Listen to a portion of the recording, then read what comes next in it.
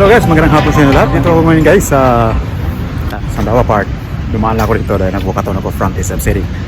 At syempre, wala tayong appointment ngayon, kundi mag-vlog by walking our daily walkathon exercise.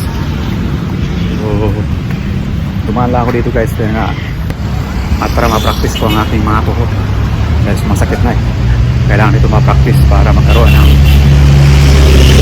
mga tuwin na cushioning. It takes na naman mga 30 minutes from SM City up to here in Bukana or this mga ganyan, diba? So at least nagawa ko yung 30 minutes morning or afternoon walkathon exercise. That's my routine every day. Iba pa yung every Sunday kasi every Sunday supposed to be 1 hour ang walkathon ko papunta, pabalik naman 1 hour, so 2 hours or more than 1 hour para di tayo bumikat, gumaan tayo at kaya nating i-handle ang ating weight.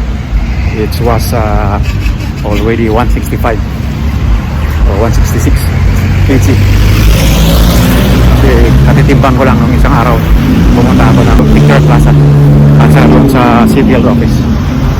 So yun lang guys, at wala naman ibang mai-share sa inyo, kundi yun lang. At ako bibili lang ng pagkain dito sa aming labasan, rice at saka ulam.